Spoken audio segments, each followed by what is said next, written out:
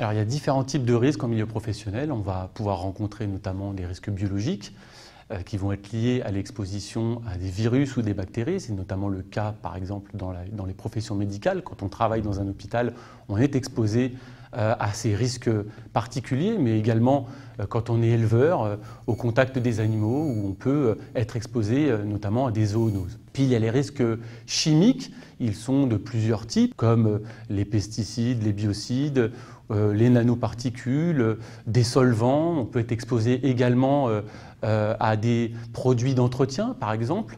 On va également pouvoir être exposé en milieu professionnel à des risques qu'on dit physiques, notamment les ultraviolets. C'est le cas, par exemple, pour les personnels qui travaillent sur des chantiers à l'extérieur et qui vont être soumis, notamment en été, à un risque UV important.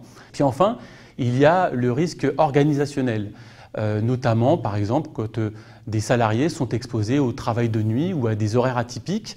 Mais de plus en plus, d'autres types de risques organisationnels apparaissent, notamment ceux qui sont liés à l'utilisation grandissante, croissante de technologies de l'information et de la communication, ce qu'on appelle les TIC.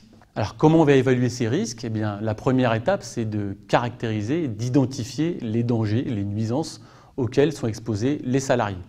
La deuxième étape, elle consiste à caractériser les expositions des salariés.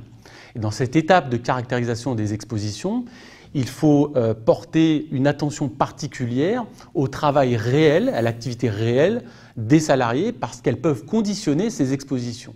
L'enjeu particulier dans le domaine du risque professionnel, c'est que la plupart des salariés sont exposés à de multiples facteurs de risque dans leur activité professionnelle. Et donc, ils sont en situation de polyexposition. C'est un défi méthodologique, scientifique pour nous. Et c'est pourquoi on concentre un grand nombre de nos activités à essayer d'acquérir le plus d'informations et de données possibles sur ces polyexpositions pour être en mesure d'augmenter notre capacité à évaluer les risques professionnels dans ces situations de polyexposition.